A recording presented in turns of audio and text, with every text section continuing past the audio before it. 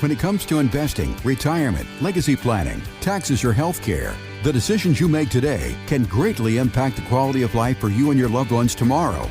What you need is straight and unbiased information on the most important issues you'll face when planning for your retirement and financial future. Good news, you found the Premier Retirement Radio Show with Jeff Hogan. Jeff is the founder of Premier Retirement Planning and Wealth Management, and he's been guiding people financially and to retirement for 30 years. So get ready for an hour of the most comprehensive financial information on the radio. Premier Retirement with Jeff Hogan. And now, here's Jeff Hogan with Jeff Shade.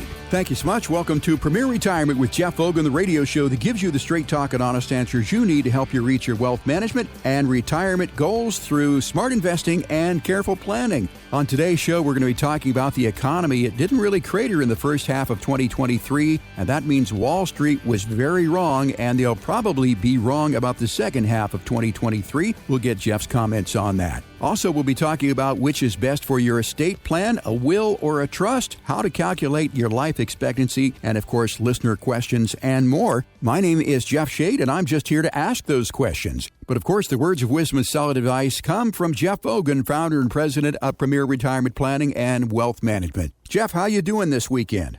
I'm doing great. How are you doing? I'm doing great, thank you. July 4th is finally behind us here. Did you have a good July 4th weekend? Maybe a little cooking of hot dogs and hamburgers on the grill with the kids? That's exactly what we did. Hot dogs, hamburgers at the pool. We spent a couple of weekends up at the last 2 weekends, actually, up at the cabin. Yeah. Some nice cool weather. Got up into the high 80s, which was certainly better than returning to the valley in the 112 range.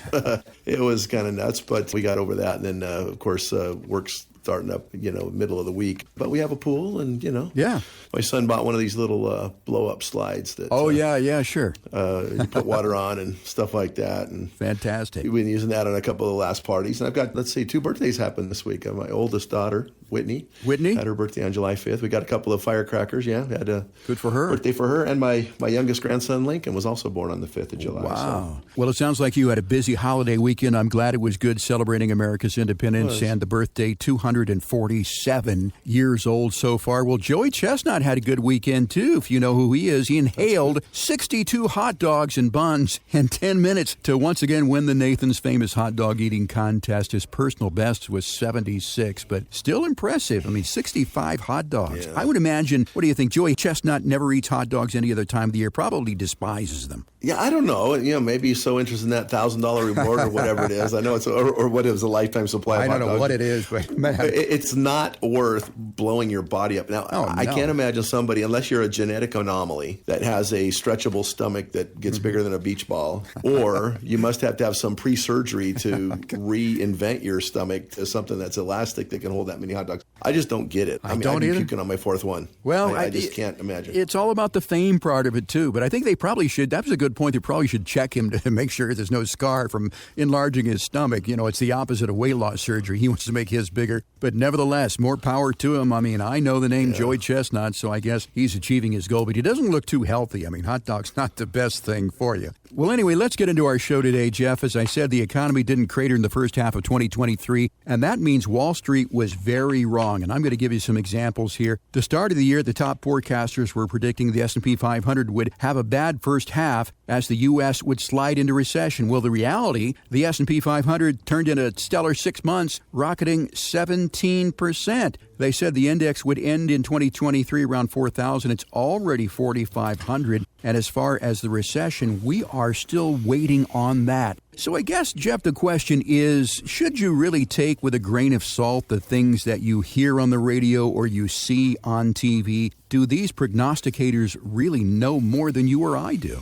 They really don't, in my opinion. History tells us more. History generally tells us more, but even sometimes that's weird. I'm kind of old school. I was taught this business, 30 plus years ago when fundamentals actually mattered. Earnings growth, that's good. There's a certain realistic price you pay based on price earnings ratio, growth potential versus that price earnings ratio can be higher if the company grows faster.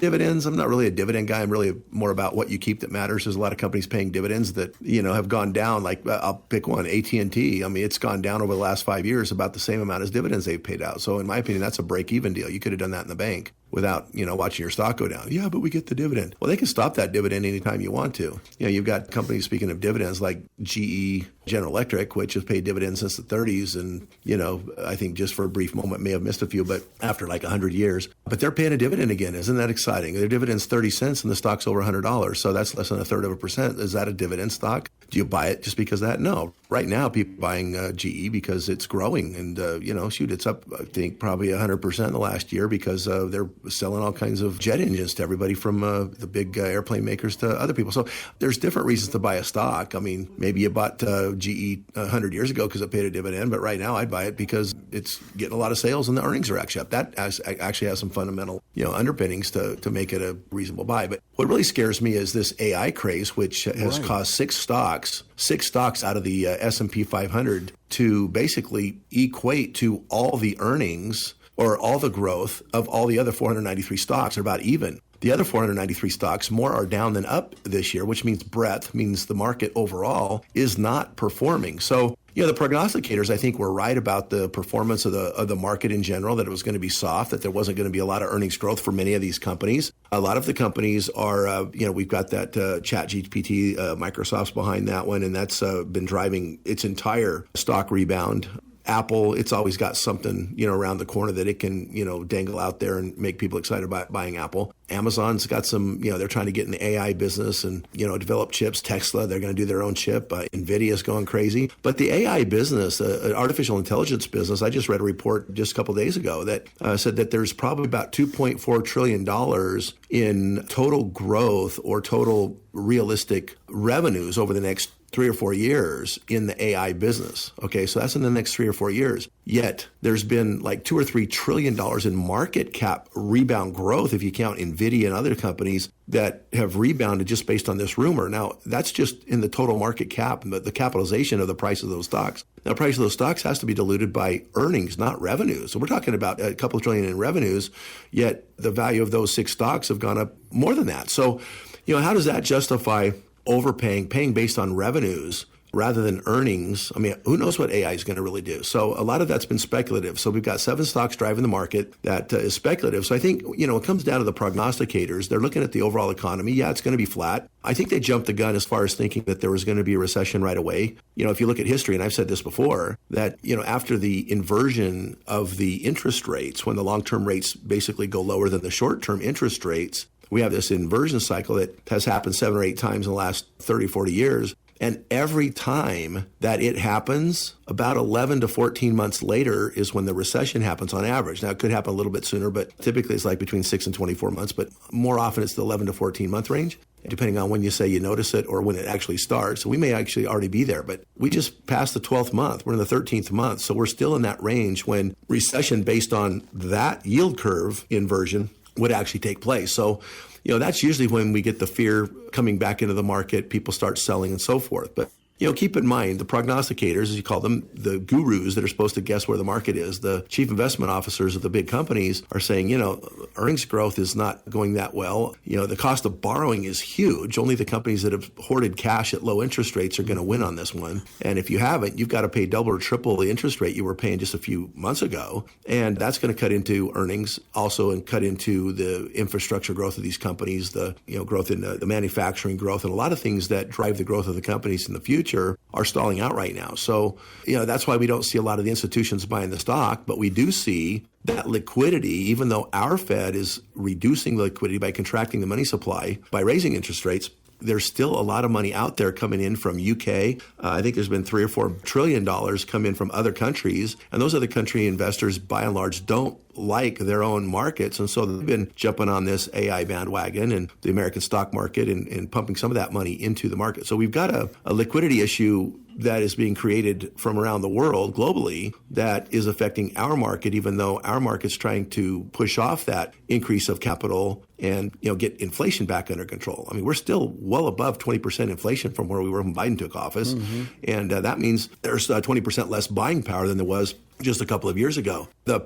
average payment on the typical average house has doubled just because interest rates have more than doubled. The prices have gone up. So you consider somebody used to be able to buy a house for $1,200 or $1,500 a month. Oh. Now they've got to pay $2,500 to $3,000 a month to buy that same house. Oh, and come up with 30% more on the down payment in order to get into that house. So there's a lot of things from the standpoint of the average consumer that are not going to be able to prop up the economy much longer, and we're going to see that kind of filter out. We also have what's called a credit cycle. That's when credit needs to be contracted and banks get a little bit skittish about loaning money. Another article I read just recently, this past week, is that banks haven't been tighter on money since before the 1990s, meaning when the dot-coms became dot-bombs during the 90s, when it got crazy when every bank would throw money at anything that was related to real estate, or not so much real estate until the early 2000s, but anything that had to do with internet and stuff like that, got a lot of looks and a lot of investment attention. So,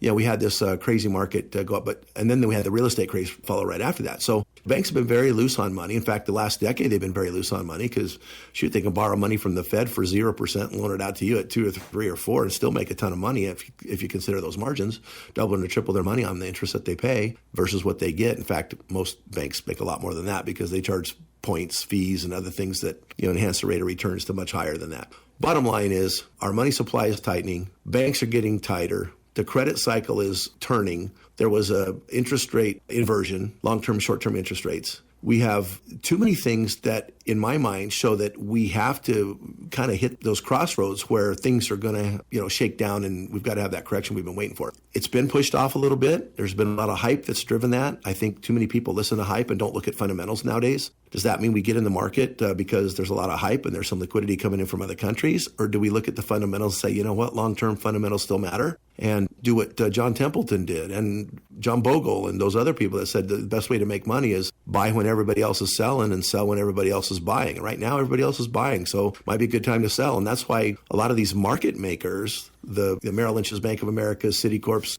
J.P. Morgan's, Goldman Sachs, Morgan Stanley's, all these big guys, based on what I've read, are not buying and sucking up all these stocks. They're not buying NVIDIA at 400. They're glad to sell you their inventory at 400 and let you think it's the best thing since sliced bread. So again, consider the market is not your friend. It's usually against you. The advisors sometimes claim things are going to happen because that's what they want to suggest. The power of suggestion drives investment sometimes. Or they're just flat out guessing and they want to guess right. And if they guess right, they're a guru until they guess wrong. And if they guess wrong, then they just revise their claims like so many investors are doing right now. Oh, the market's up. Well, let's just revise it a little higher. However, based on your original question, I know I went a lot of directions right now because, I wait a whole week to talk to you again and it's fun.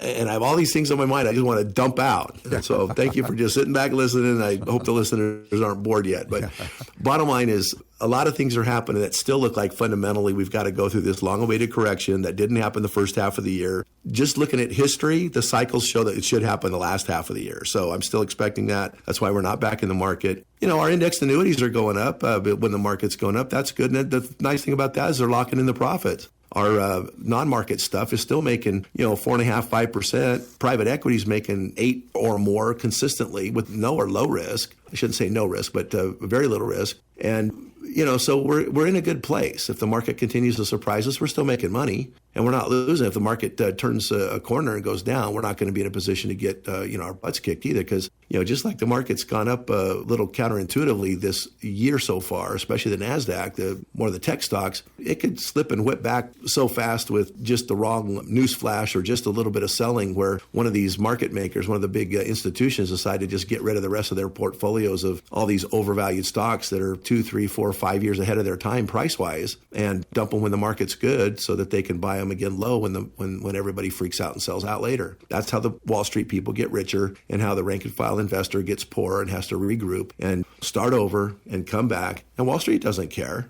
They're there to make money. And I'm not dogging on Wall Street. It's a good place to make money when fundamentals support the uptrend. When fundamentals don't support the uptrend, there's better places to be. And right now, that's where we're at. So, Jeff, it sounds like fundamentals, that is the key word there. If you're listening to the program today and you're interested in how to navigate what's going on in Wall Street, and you really want to ignore the misinformation that you hear on the radio and the TV, obviously, except for this particular radio show, get in and sit down and talk with Jeff and get the straight talk and the honest answers about your particular retirement journey. We call this the Premier Retirement Roadmap that we're offering at no cost and no obligation whatsoever. To get yours, call 520-780-9059. It's 520-780-9059. As I said, straight talk and honest answers from Jeff. This is a discovery process for Jeff to get to know you and for you to get to know Jeff and find out what you are looking to do in retirement. A retirement, hopefully, hopefully that you will thrive in and not just survive. Once again, there's no cost, no obligation to this retirement roadmap. It'll take about an hour, but it could be the most valuable hour that you'll ever spend in your life. This roadmap includes an income plan, investments to support that income plan, also a tax plan, health care plan, and an estate plan.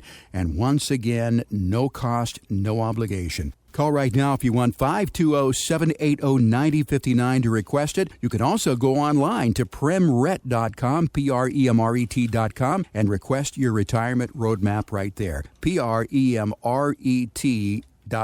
Get started today. Jeff, part of a comprehensive retirement plan, I think, involves legacy or an estate plan. And I think a lot of people are confused about whether they should have a will or a trust. So let's break that down in this segment for people. First of all, when is a will good enough and you don't need a trust, or do you always need a trust? Well, you don't always need a trust. I mean, in fact, I was just listening to some commercials by an estate planning firm. They're actually really not an estate planning firm. They're a trust mill. They just do trust. They always claim that they're going to give you a 65% discount when they never charge the full price to anybody ever anyway. But in other words, you say, well, it's normally $5,000 for you today. It's $1,700. Right. Whoopie-doo. But they also say, if you don't get a trust, you could lose millions of dollars in probate, lose your assets, and be caught up in court for years. Well, you could be, but it's not likely if you've got beneficiaries on your assets. You can even do a beneficiary on your house. You can do beneficiaries on life insurance products, annuities, CDs called PODs, pay on death. You can get totally out of probate without a trust. So there's kind of a misinformation there, a misinformation campaign on trust. In fact, they claim they're a retirement-focused planning firm. They'll just basically try to do anything for anybody, kind of a, shotgun approach to financial planning. And I hear them a lot on the radio too, that I don't consider a competitor because they're not niche marketers like us, but they're now adding trust services to their portfolio and talk about, get a trust. Yeah, and they're scaring people into thinking that they're going to go through probate. Now, I will tell you where you will go through probate, and this is true. If you have a will, the only place to really read that will is in a court process or to basically determine who gets what through a will. A will is a court document, and it has to go through the probate process. So I would do things without a will. Now, if you do a trust package, I'm not saying trusts are not good. I mean, I've probably done 3 or 4 trusts in the last few weeks for clients or new clients, or done revisions. The reason you might need a trust is because you want a trustee or someone in your family that you trust, or someone, a friend. Maybe you don't have kids. You want a brother or sister or somebody to take care of your estate and make sure that all your assets get to who you want when you die, with the least amount of trouble in taxes and other things. So you want a trustee or somebody you trust in charge. So that's why you would do a trust. You might have kids that, 3 of them know how to spend money and 2 of them are just really horrible. Or, I had a client that had a son who was in Las Vegas and, got caught up. He was a musician, but got caught up in drugs. Man, he was in and out of rehab. The last thing they want him to do is inherit $500,000, or actually in this case, it would have been a couple $2 million that they did pass away. But, sister had to be the trustee. So a trust basically helps you control from the grave how your money goes and how you might want to set up distribution processes and stuff. If you leave it to the court to decide, and you have a whole bunch of people talking and, sharing their opinions, and the court doesn't know you, they don't know your kids, you're gone, you can't even, express your thoughts because you're long gone from this earth, then who knows who's going to win? They don't really do it by a jury. It's just kind of a bunch of lawyers talking and getting and setting up some sort of a parameters, all the while they're charging you $400 or $500 or more per hour because you're dead. You can't even negotiate the fee, but your kids want your stuff, so they're willing to pay whatever. And the legal system ends up confiscating a whole bunch of it. So that's the process with a will. So I would not recommend a will almost at any time. However, if you have a trust portfolio, or even if you don't, it's probably good to have what we call a pour-over will or a backup will, just in case for some reason you get dragged into a court process where somebody's trying to figure out how your stuff's supposed to go because they didn't have a beneficiary designation on it, or you didn't have a beneficiary deed on your home and it was just owned by 2 people who both died, and then it would follow what's called intestate succession laws, which means it would still go to,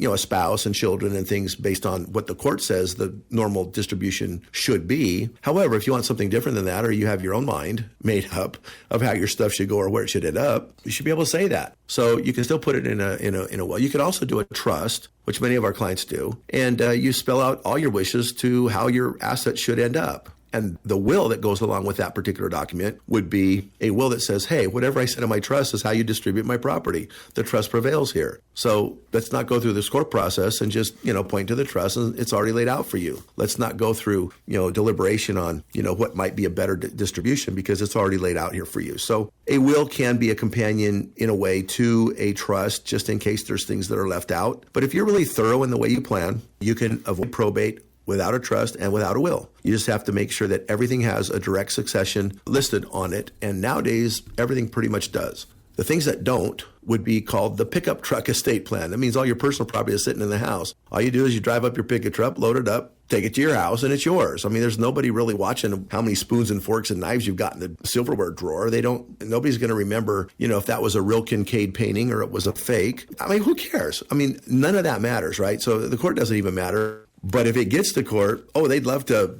try to send people in to value all that stuff and make it part of the probate estate so they can milk more and more hours and somehow feel like there's a price to pay. Some people avoid the court system and they have trust, or they inherit a trust from their parents and they think, I better get a lawyer to help distribute it. There's a lawyer in town, and I'm not going to say names, but actually there's more than one lawyer in town, but there's one that has a great reputation, at his church and all this kind of stuff, and people go to him and he'll charge you like 2 to 3% just to distribute your assets that you've already gotten a trust, and all you have to do is ask for them. So you got a couple $1 million estate and they're charging you $60,000 or $80,000 just to move your stuff to you. That in my mind is a ripoff. So don't get caught up in the hype of somebody has to help you with your estate plan. You can direct it now. You can set it up and just understand how the system works. We're certified estate planners. I am, because I was tired of people being misdirected and misled. I'm not an attorney, but you know what? You can do courses and classes and get up to date on and be certified in estate planning, understand what the rules are, how to jump through the legal hoops and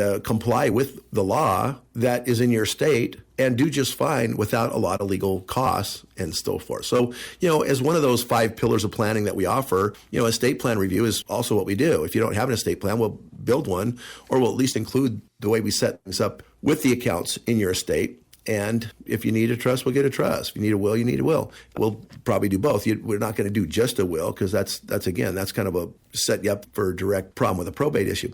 Now, here's something that people don't realize is there's other things that are involved typically in a trust portfolio, which I think are invaluable. Not only invaluable, they're necessary, and that is powers of attorney, because you might not just die in your sleep. You might actually live for a while invalid and need somebody to take care of your bills and take care of your medical advice and make decisions on your behalf when you can't do it for yourself. Powers of attorney are very important. Healthcare and for medical. Make sure they have HIPAA releases so that whoever's in charge of your power of attorney for healthcare can actually receive the information about you from your doctors and caregivers so that they can make proper decisions on your behalf. Living will, that is an important document as well. A living will, what is that? That's the one that says, if I'm brain dead and in a persistent vegetative state, I can have the plug pulled. I can go meet my maker on my terms rather than be lingered and kept alive because, Medicare is going to continue to pay a bill for me to be on a machine for another year if somebody says it's okay. I don't think that everybody's kind of out for that, but the medical industry is a business, and I do know that it can be manipulated, unfortunately, against you and for their benefit. So again, take it into your own hands, control that with your powers of attorney, living wills. And there's also a community property agreement. You can make all the property that you own in a trust as community property. Why would you want to do that?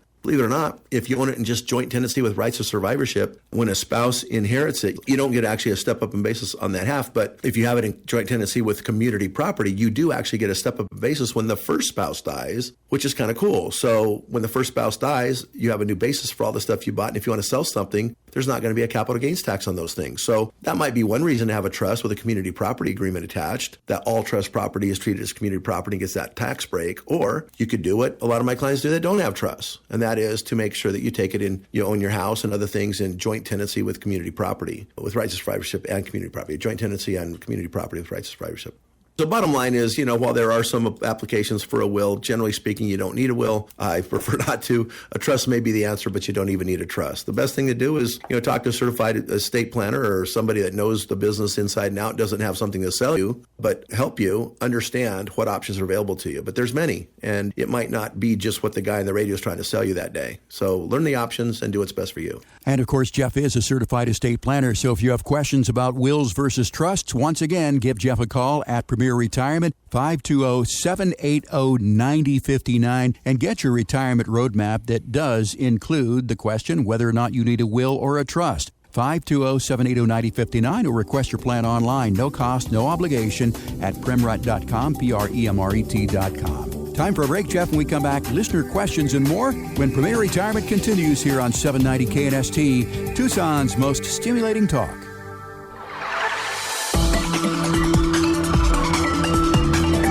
Welcome back to Premier Retirement with Jeff Hogan, founder and president of Premier Retirement Planning and Wealth Management in Tucson and Mesa. Glad you could join us this weekend. We've got a lot of great information to come on the show today. By the way, if you've missed any part of our program today or you want to hear it all over again, we are a podcast. Simply go to wherever you get your podcasts and search Premier Retirement with Jeff Hogan, and you'll find this show and increasingly many more right there, because all of our shows are going to be archived on our podcast platform. Again, it's wherever major podcasts are found, and you can also hear our show on our website at premret.com, PREMRET.com. By the way, we're going to be on YouTube as well, and if that confuses you, simply go to Google and search Premier Retirement Podcast Jeff Hogan, and you will find our show. Okay, let's get to listener questions this week. Jeff, our first question comes from Jesse, who's listening to us in Oro Valley, and it's related to Social Security. Jesse says, "Hey, Jeff, I love the show, and I have a question about Social Security. I started receiving payments at my full retirement age in December 2022. My financial projections have changed, and I want to reverse my decisions. It's my understanding that I have a 12-month window until December 2023 to do so. I know I'll have to pay back the gross amount received to date, but are there any other consequences of reversing this decision?" You know, it just depends what your situation is, because, quitting within a year and paying back is definitely an option. But, it just depends what your goals are. And, without the context of your entire estate and financial plan, it's probably hard for me to say, is there any detriment or, lack of benefit? I mean, there's some people that are scared that the Social Security Trust Fund, when it goes broke in the early 2030s, right, that maybe they'll make some sort of an adjustment to your income based on kind of a needs-based system, perhaps, or whatever. So for some people might say, you know what, I'm going to just collect every bit of Social Security I can, because if they change it in the future, at least I can reinvest the money and do something myself, and I at least have my money out of the trust fund. I don't know if you're in such a high income bracket with the rest of your income and so forth that you would end up losing any benefits, or if they're even going to change the benefits, or they're just going to start printing money again, which seems like the solution the government has found works most, which just means higher stock market, higher inflation, and all the other negative effects to the rest of the world that everybody in the country, just for a higher Social Security benefit that might end up getting spent and eaten up just based on the inflation and the bad economy anyway that it would create. So again, there's a lot of what ifs down the road. You can, if for whatever reason you've decided you just want to give it back and start over, that's fine. You're right. You just pay it back and take it again later, and that's your new number. So I don't know if that answered your question, but I would like to look at it in a bigger setting than just I'm taking the Social Security and what are your financial projections have changed? Well, okay, what is your financial projection and what are you basing that on? Right. Is it based on the stock market growing at 12% a year? I think that's a bad projection. You should probably say, let's just consider we'd be lucky if we have a lost decade and it grows at 0. And if it grows at 12, great, that's gravy. But I don't know that I think we're going to go into a roller coaster ride. So it just depends on what your philosophy is about the markets, where your money is invested. If you have annuities that are going to guarantee you more income than you need, and you can wait on Social Security, or if you're doing Roth conversions or other tax planning right now, so you don't need the income because it's going to force you into a higher tax bracket, while you do those tax maneuvers between now and 2026, when 2025 is the last year we can do it under the Trump tax cuts, before the tax code changes and we get a higher tax brackets, which means you'll pay tax on more of your Social Security in 3 years than you would pay now, given the fact that you'll make more. But at the same time, there's a portion of Social Security that's tax-free, which means if you wait a few years, then you're going to get a bigger paycheck, theoretically, or presumably, and a bigger chunk of that's going to be tax-free. So I think the best reason to not take Social Security right now is if you're busy doing some tax maneuvers so that you can get a higher paycheck that's tax efficient from Social Security later, and not be forced to draw down your assets at RMD, required minimum distribution time, at age 73 or 75, depending on how old you are right now. So that's my 2 cents. And Jesse, Jeff is right here. He needs a little bit more information, but if you are at full retirement age, of course, you can make as much as you want while taking Social Security, so it can't be that. But you are right. You can undo or redo Social Security within the first 12 months from the benefit approval. And you're correct, you do have to reimburse any income that you've received from Social Security from the time that you got your first check to when you're stopping it. Now, that's also going to include, just a reminder, any Medicare premiums or taxes that were withdrawn from the paycheck prior to getting to you. So let's say you got $2,000 a month, but you had a $500 a month Medicare deduction prior to the $2,000 getting to you. That $500 is going to be part of the reimbursement that you have to do. But good question. And again, I would encourage you to call Jeff to give him all the information so he can give you a more comprehensive answer. later. And that number again, 520-780-9059. We appreciate you listening to us. Next question is from Pat in Alta Vista, and this is an investment-related question related to reinvestment of dividends during the deaccumulation phase. Pat gives a bunch of background, but I'm going to get to the essence of it here. Pat says, we have dividends and interest that we've been reinvesting in both taxable and non-taxable accounts. Since the get-go, our living expenses will be more than our pensions, dividends, and interest, so we'll need to sell off some of our assets, ETFs and stocks, to cover our living expenses. I understand the advantage of compound dividend reinvestment, but in thinking since we need to sell assets to cover expenses, we might want to stop those reinvestments and long-term care and reinvestments, so in order to have more cash flow coming to our account. So the core question is, what do you think about stopping automatic reinvestment in dividends? Well, it depends on, what you're taking them out of. I mean, it might be smart to continue to do the automatic reinvestment of dividends in your non-qualified accounts, for example. I mean, you're paying tax on those anyway because they're coming to you in a 1099. Maybe you want to draw down your IRAs in order to just not be in a situation where your cash flows, impaired even more by the taxes on required minimum distributions that might get high depending on, how old you are now and by the time you get into your 70s and 80s and have to start taking that money out. So you might want to just look at doing that on different accounts. Looking at the overall picture, again, it's really hard to answer one question without being in the context of your entire plan, your entire income picture, tax picture, and other things. And that's why we do an entire comprehensive plan. That's why we spend 2 or 3 visits with a person before we even ask them if they want to come on board. We got to figure out if it's a fit. They've got to figure out if the plan makes sense. And, when the questions come in, just one part of the plan, there's a lot to look at. And I hate to sound ignorant, but I mean, I'm not. I mean, we could do a lot with this question. But bottom line is it just depends. I think the fact that you've saved and reinvested, you have enough so that as you withdraw your principal and interest, hopefully you have enough to outlast your income and your life expectancies. That may be better done because one of the things that happens when you start divesting and not reinvesting dividends and interest is you do what's called negative dollar cost averaging. What you've been doing up till now is dollar cost averaging, and it doesn't really matter if the market's up or down as long as you're reinvesting those dividends. Shoot, if a stock goes down 50%, a dividend that used to be 4% is now 8%. You get to buy 8%, double the amount of stock you could have bought before the market went down. So when you're in the accumulation phase over the last few decades, that dividend reinvestment plan is awesome. When you're taking money out on a regular basis, the valuation fluctuations of your stocks, of the price of the stocks, regardless of whether or not dividend, interest paying ETFs or whatever, you're going to have to look at, what that does, what the volatility might do to your cash flow and to projections going forward. I prefer that if you need a certain amount of income to cover your expenses, your needs, is you do that in non-risk accounts, non-risk, no risk, insured, preserved accounts. I know if you're just a Wall Street person, you've only done stocks and bonds and dividend stocks, you may think that's the only world that's out there and you have to just change strategies with the same product and the same vehicle. You don't. You can change vehicles. You can buy a garage full of different vehicles and drive a different one every day. You just diversify, what you have into the different strategies, things that are more tax efficient. Maybe you want to do some Roth conversions so you save some taxes in the future.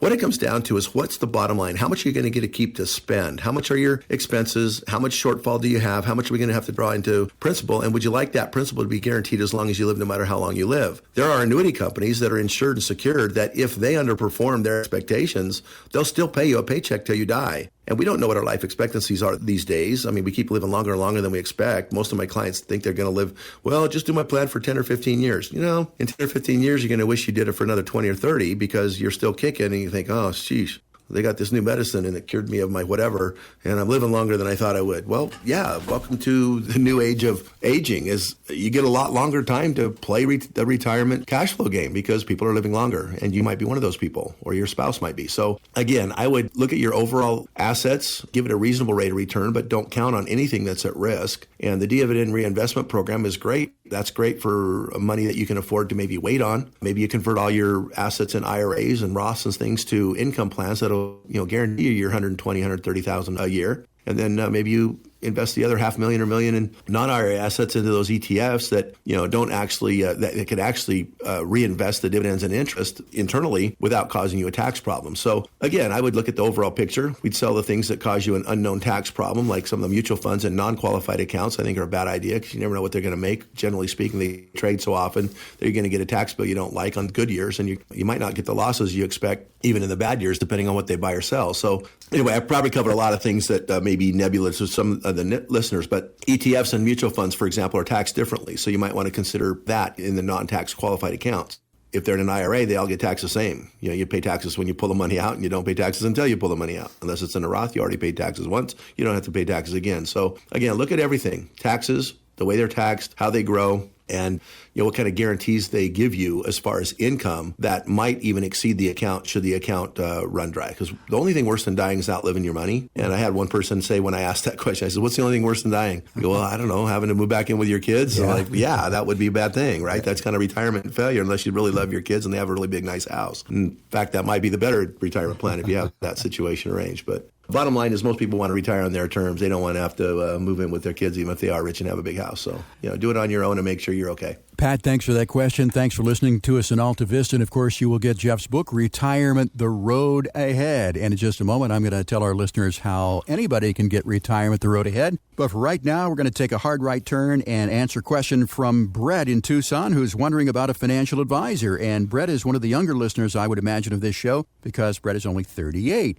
He has about $200,000 in retirement funds, and he writes, when should I consider a financial advisor? Right now, I'm following the Bogleheads 3 funds approach. I'm single, I have no kids, and I'm not expecting any either. Currently, I make about $80,000 a year. I have a $40,000 emergency fund and currently putting about 27% into my 403B and a target date fund with Vanguard. Any advice would be appreciated. So when should Brett consider a financial advisor? Well, if the sum total of all your investments is 20% in your 403B and it's through Vanguard, first of all, I would not use target date funds. They are typically inefficient and don't outperform just the S&P ETF that Vanguard has. It's the lowest cost way to play the market, dollar cost average in. In my opinion, you're too young for a financial advisor unless you have maybe $200,000 in income. You're living on 60 and you have an extra $100,000 a year you can put away, or even $50,000 or $40,000 a year you can put away in things other than the 403B. Sounds like you're maxing it out, so you're just going to be on a tear to dollar cost average into the market. Even if we have what I expect is kind of a choppy decade ahead of us, kind of like the lost decade of the 2010, I think we're probably going to go into a kind of a similar pattern just based on the credit cycle we're in, and that's the thing that nobody addresses. There's more than just the market cycles. There's credit cycles, meaning how banks loosen and tighten loans. I mean, the Fed's helping tighten up the loans just by raising interest rates because the inflation situation has gotten out of control because of all the money printing. So the government hasn't done us any favors by printing money. They've just kicked the can down the road and made it look like the economy is better than it is. They've created some huge market caps and some of these behemoth companies, these huge companies that are now trillions of market cap size by printing money. Many of the smaller companies were able to use that too, but they're going to get squoze. Bottom line is I think we're in a choppy market. So I wouldn't even try to time. I would just dollar cost average in. If you're planning on working 20 or 30 or 40 more years, you're going to have $2 or $3 million minimum in your retirement accounts if you keep on the pace that you're at. When you get to be in your 50s, that's probably when you ought to look at more of a comprehensive plan. However, there is one thing I would suggest that you might want to look at. Maybe you need an advisor. Maybe you need to just come by and just look how you might want to round out your plan. $80,000 a year, I'm guessing you're living on everything else. I mean, between your taxes and stuff, you're living maybe on 40. So I don't know that there's a lot extra, but if you start getting some raises, I would consider LIRP, life insurance retirement plans, because they grow tax-free. They won't probably grow as fast as what will end up being taxable to you in the 403B. I mean, I anticipate that by the time you retire, even if you had $3 or $4 million in that 403B, because of compounding interest, dollar cost averaging, and the fact that you're putting a good chunk in every year, you're looking at over $20,000 a year going into that, in addition to the fact that you've already got $200,000 in that investment. I mean, I just don't see it worth less than a few $1 million if you keep on that pace if you're in your mid-60s by the time you retire. Here's the deal, though. As that money comes back out, you're probably going to be spending close to half of that in taxes. So you might want to consider doing that 27% in a Roth version of the 403B if they have it with your company or with your school or church, or could be medical, usually does 403B as well. But whatever it is, find out if there's a Roth version. You might want to pay taxes on it now while you're still in a reasonably low tax bracket compared to what you will be at the pace that you're setting up for yourself. So either do it now or maybe add a life insurance type retirement plan where it grows tax-free. And in the end, you can actually borrow against it rather than take the withdrawals out. The thing with the Roth is you will be taking that money and spending it down. With the life insurance, there's some additional advantages that you might want to consider maybe diversifying into. So from that content, maybe you ought to look at a financial planner that doesn't have just, stocks, bonds, and mutual funds to offer like Vanguard does. But if you're just trying to make the most money you can over the next 30 years, you're doing the right thing. You're living on less than you make. You're saving a chunk, and you're on the right track. So, if you want to add to it, get an advisor but not an advisor at Vanguard, because they're not going to do anything for you that you can't do. I get an advisor that's more like a fiduciary that does comprehensive planning that might be able to add something that Vanguard doesn't offer. And Brett, I would suggest, of course, Jeff there at Premier Retirement. We appreciate you listening to us. Sound like an intelligent guy, age 38, on the right path. And, of course, intelligent because you're listening to this program. Everybody who sends us a question, of course, is going to be sent out the book Retirement, The Road Ahead by Jeff Bogan. If you would like to get us a question, you can get it to us. I think the best way is to go to premret.com, PREMRET.com. Right-hand corner there in the page, it says Contact Us. Send us your question there. If we answer it on the air, of course, we'll send you a hard copy of Jeff's book, Retirement, The Road Ahead. Now, if you'd like to download a copy of the book and read it today or tonight or whenever, you can do that by going to premret.com, going to the upper right-hand corner where it says Resources. First tab under that is going to be Book. And in this particular book, Jeff dives into his approach to successful retirement. He pulls from personal experience and years, of course, of hard industry experience, success stories of his own from his clients and family and friends. And Jeff really just helps you understand the possibilities as well as the challenges ahead. From risks to retirement, Jeff's going to keep you safe on every page. It's called Retirement, The Road Ahead. You can get it right now. You can download it at premret.com, Resources tab, and click Book. Once again, if you'd like to get in and sit down with Jeff and get your retirement roadmap, 520-780-9059 is the number to call. No cost, no obligation, no judgment. 520-780-9059. You can also request that online at premret.com, PREMRET.com. Jeff, let's talk about something that I teased in the beginning of the show, and that's how to calculate your life expectancy. Now, a key part of retirement planning is managing longevity risk, the risk that you outlive your money. So how do you deal with longevity risk at Premier Retirement? And, of course, how do we know how long we're going to live? Well, we don't, and that's just the key. I learned this early on in my career. I remember a guy, name was Evan. He was like in his 70s, and he had arthritis really bad. He could hardly get around. He was living in a facility owned by Marriott. It was one of those little assisted living facilities. Really nice place. Right. Had a pool table. He loved to play pool with me when I go over there. And I remember seeing Evan at least every year, maybe in between that time. But he just said, I don't think I'll make another 10 years. I'll be lucky if I make it 10. And I said, well. But he wanted his money safe, and he didn't really want an annuity with income, potential. He just wanted, something that was safe. So we did a deferred annuity and figured he could, give the bonus plus the growth to the kids and whatnot when he finally passed. Well, it was over 20 years we were playing pool at least once a year on an annual review. And poor guy, he was getting more bent over. Yeah, he was getting harder to move around, but the guy didn't live 5 or 10 years. He lived 20 plus. So, luckily he ended up needing some of that money out of the annuity, which had been kept safe. It grew. Locked in profits, didn't have to worry about risk, didn't have to worry about losing it in the market, and was able to sustain him and still leave, enough left for the heirs to be happy. So, that was kind of my first lesson on, people think they might die early. And then there's other people that think, I'm going to retire. I'm going to have this 30-year fun retirement. I got plenty of money. And, go get hit by a bus, figuratively speaking, of course, a year or two out of the gate because whatever, nobody really knows. The bottom line is because we don't know, we have to have flexibility in our plans. I like to plan to at least age 100. If you know you'll live to 100, great, then we probably ought to plan at 110. But if you don't know because you don't have your death certificate yet, and most people don't, then let's just go out to 100 and say, if something happens and I come up short, are there enough of my assets that can be set up with guaranteed income streams that will pay me at least what I need for my bills, at least to pay me, let's say, $100,000 or $120,000 a year, whatever it is till I die, and then use the rest to live on. If you need $40,000 or $50,000 because all your bills are paid and there's just one of you and you can eat and sleep on that, well then, okay, you need less of your money probably to convert into those guaranteed lifetime income situations. I don't think Social Security is going to be as guaranteed as it is right now 30 or 40 years from now. I think there'll probably be some changes to it just because of, the baby boomer eras, the fact that there's a lot of people that are still living at home, not working. So, there's not going to be enough coming into the trust fund to cover all the people that are retired, 10 years from now even. And the trust fund that, I think a couple of years ago when I looked at it was like $2.7 trillion, I think is, down below $2.5 trillion now and is shrinking. So, within about 10 years, that'll be gone and there'll only be about 75% of the money coming in. So, I think, when it comes to Social Security, I don't think you should put all your eggs in that basket by waiting to 70 and hoping that's all the income you'll need and spending everything else between now and then.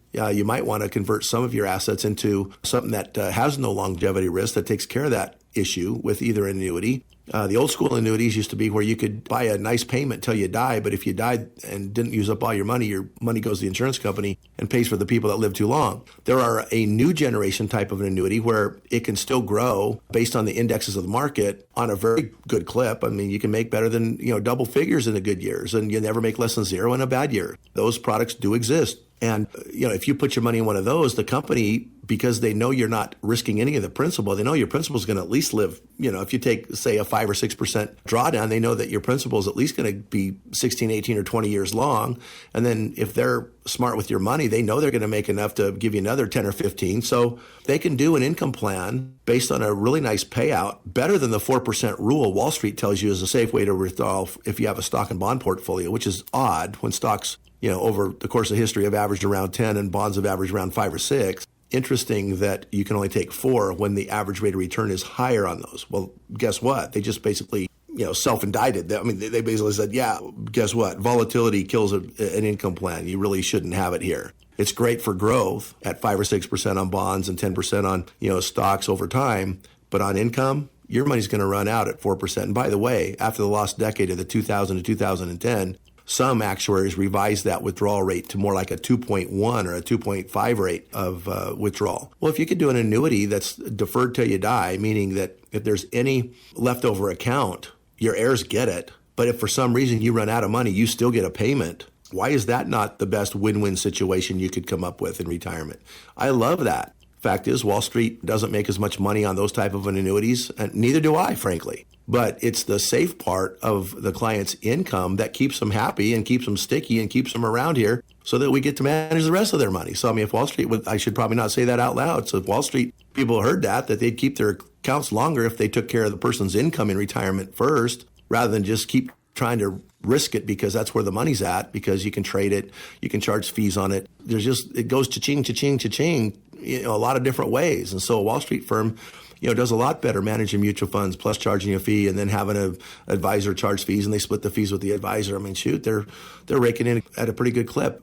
Forbes did a study 5-6 years ago, maybe now, that was very explicit on how many ways a Wall Street company makes money on a mutual fund, that the average cost of a mutual fund is really in the neighborhood of 3.6 to 4%, not the less than 1 that you think the expense ratio that is the one they put on the front page, but they don't show you what's on the other 800 pages of the prospectus of all the different ways they're making money. So I get the Wall Street model. They want to talk you into doing the same thing in retirement that got you to retirement, but it isn't the thing that's going to preserve your income. So longevity risk is a big issue, and it's really only satisfied or solved with those companies that deal with insuring life. Life insurance, longevity risk is insured by insurance companies, period. So that means you have to wear both hats in my business. You get to manage the money that you want to grow and keep liquid and keep exposed to the market. Even though there's risk, you still kind of like the upside potential. We all like hitting home runs once in a while.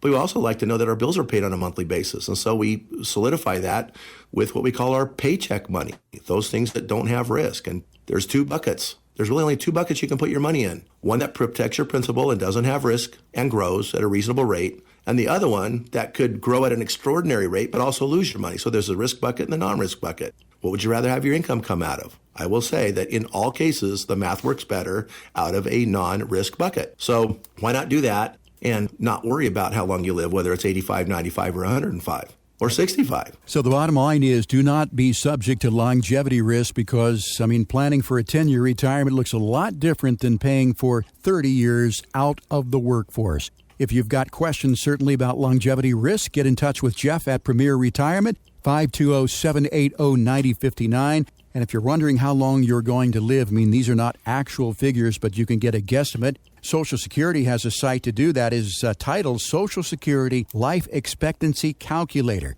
Social Security Life Expectancy Calculator. There's also one called Actuaries Longevity Illustrator, Actuaries Longevity Illustrator, and we'll see if we can put those on the website for you under our radio page. Jeff, we're out of time for this week. I want to thank you for your time, but most of all, certainly thank our fine listeners here in the greater Tucson area for listening to us this weekend. For Jeff Hogan, I'm Jeff Shade. Have a great weekend. We'll talk to you again next week with another edition of Premier Retirement here on 790 KNST, Tucson's most stimulating talk. Investment advisory services provided through Premier Wealth Advisors, LLC, and Arizona State Registered Investment Advisor. Securities transactions are placed through TD Ameritrade Insurance, and annuity products are offered through Premier Advantage Inc., DBA Premier Retirement Planning and Wealth Management. Investing involves risk, including the potential loss of principal. Any reference to protection, safety, or lifetime income generally refer to fixed insurance products. Insurance guarantees are backed by the financial strength and claims-paying abilities of the insuring carrier. This show is intended for informational purposes only, not to be construed as advice or recommendations. Due to show format, accuracy, and completeness cannot be guaranteed by Premier. Premier and its representatives do not provide legal or tax advice and may only conduct business with residents of states and jurisdictions where they're properly registered.